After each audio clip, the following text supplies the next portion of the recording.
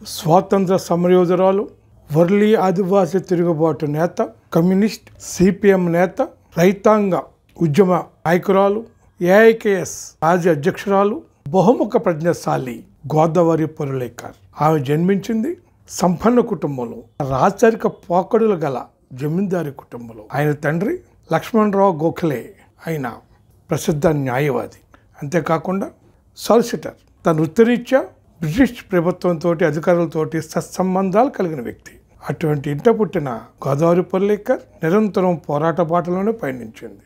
అది స్వాతంత్రోద్యమం కావచ్చు, ఆదివాసీల తిరుగుబాటు కావచ్చు, ఎర్రజెండా పోరాటాలు కావచ్చు, రైతు పోరాటాలు కావచ్చు, ఎన్ని రకాలుగా నిరంతరం పోరాట పథాల్లోనే పయనించింది. ఆయన తండ్రి ఆమెను తనలాగే గొప్ప న్యాయవాదిని చేయాలనుకున్నాడు. అందుకే ఆమెని న్యాయశాస్త్రంలో పట్టా పొందేలా చదివించాడు. ఆమె మహారాష్ట్రలోనే న్యాయవాద పట్టా పొందిన మొట్టమొదటి మహిళ గోదావరి పరులేకర్.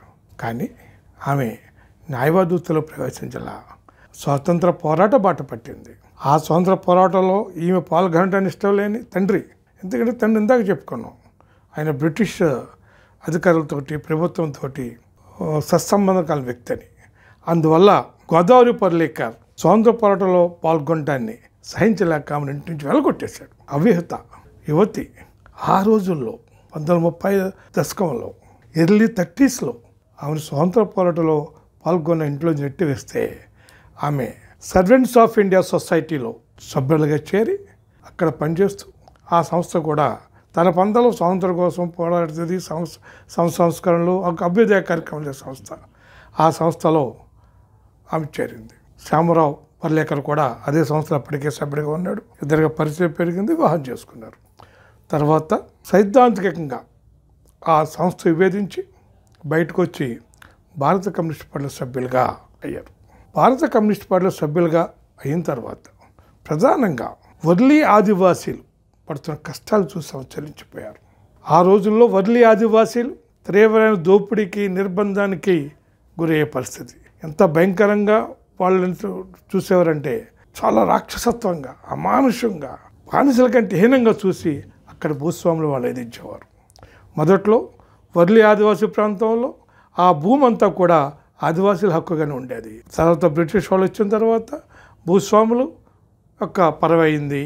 అక్కడ మొత్తం భూములన్నీ కూడా ఈ ఆదివాసీలు ఈ భూస్వాములకి బానిసలుగా మారిపోయారు. అంటే బానిసలుగా వాళ్ళ పొలాల్లో పనిచేయటమే, వెట్టి చాకరీ చేయటమే. అంతేకాదు ఈ బానిసల యొక్క ఆదివాసీ బానిసల యొక్క ఆ మహిళలు, వాళ్ళ కుటుంబాలు చెందిన మహిళలు కూడా ఈ భూస్వాములకు బానిసలే. అంతేకాక ఉంపుడుగత్తలు కూడా ఉండాల్సిన పరిస్థితి.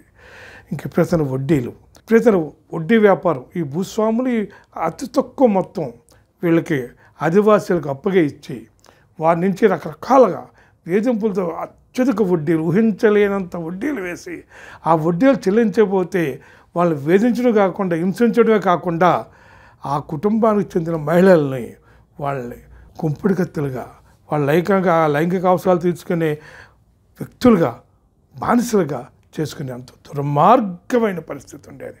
అంతేకాదు ఎవరైనా ఈ భూస్వాముల్ని ఎదిరించినా, ప్రశ్నించినా వాళ్ళకి మంత్రగాళ్ళ నెపం వేసి, మంత్రగాళ్ళని ముద్ర వేసి వాళ్ళ మీద వీళ్ళ మంత్రాలు చేస్తున్నారు, మనుషులు చంపేస్తున్నారు అని చెప్పేసి ఒక ముద్ర వాళ్ళు వేసి మంత్రగాళ్ళనే పేరుతోని ఆ ఆదివాసీలని ఎదిరించిన, ప్రశ్నించిన ఆదివాసీని చంపేశారు ఆనాడు భూస్వాములు.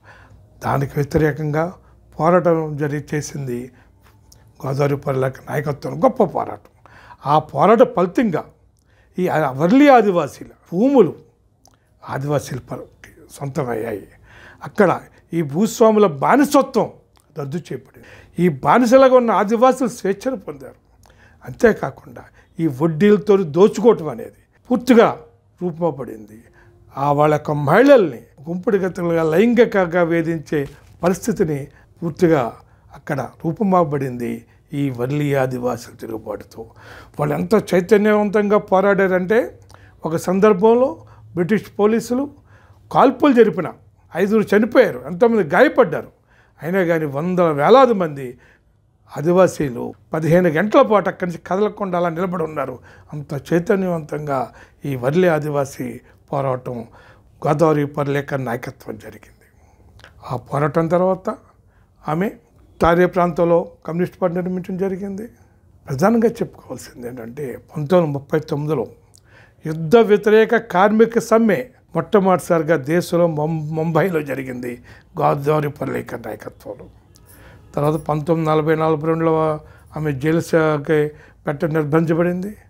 ఆ తర్వాత కమ్యూనిస్ట్ కార్యకర్తగా పనిచేస్తూ నాయకులుగా పనిచేస్తూ రైతు ఉద్యమంలో సైద్ధాంతిక భేదాల కారణంగా భారతదేశానికి విప్లవ పందాన్ని నిర్దేశించే క్రమంలో సిపిఎం పార్టీ ఆరోపించింది. అప్పుడు ఈ గోదావరి పర్లేకర్ అలాగే శ్యామరావు పర్లేకర్ ఇద్దరు కూడా సిపిఎం పార్టీలోకి వచ్చారు.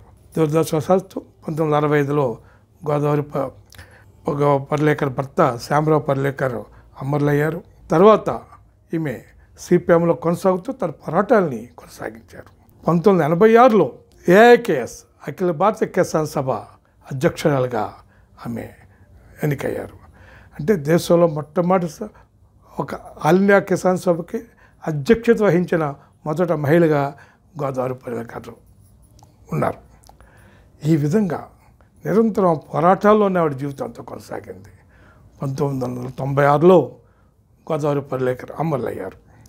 ఏమైనా ఆమె పేరు తగ్గట్టు గోదావరి నదిలా ఉరకలేస్తూ పరవళ్ళు తొక్కుతూ నిరంతరం పోరాటాల్లోనూ ఉద్యమాల్లోనూ ఆ పోరాట పదవులనే ముందుకు దూసుకుపోయారు గోదావరి పర్లేకర్. ఆమె ఇంటించి వెళ్ళగొట్టినా సలించలా. ఆశయాల కోసం, పార్టీ కోసం, ఎర్ర జెండా కోసం కట్టుబడింది. ఒక స్వాతంత్రోద్యమ నాయకురాలుగా, ఒక ఆదివాసీ తిరుగుబాటుకి నేతృత్వం వహించిన విప్లవ నాయకురాలుగా, ఒక రైతు సంఘం నేతగా, ఒక కమ్యూనిస్ట్ నేతగా ఆమె జీవితం మొత్తం అందరూ కూడా ఎంతో ఆదర్శదాయకం. అంతేకాదు ఆమె నేతృత్వం వహించిన వర్లీ ఆదివాసీ తిరుగుబాటు అనేది దేశంలో జరిగిన రైతాంగ పోరాటాలు, ఆదివాసీ పోరాటాలు, ఇటువంటి పోరాటాల చరిత్రల్లో ఒక సువర్ణాక్షరాలతో లిఖించబడ్డది ఈ వర్లీ ఆదివాసీ తిరుగుబాటు. అటువంటి గొప్ప మహానేతకి ఈ అంతర్జాతీయ మహిళా దినోత్సవం సందర్భంగా వారిని గుర్తు చేసుకుంటూ, అదే సందర్భంలో సిపిఎం 24వ అఖిల భారత మహాసభల సందర్భంగా ఇటువంటి అమరులకి జోహార్లు అర్పిస్తూ ఈ గోదావరి పర్లేకర్కి లాల్ సల్మాలు తెలియజేస్తూ మీకు అందరికీ ధన్యవాదాలు.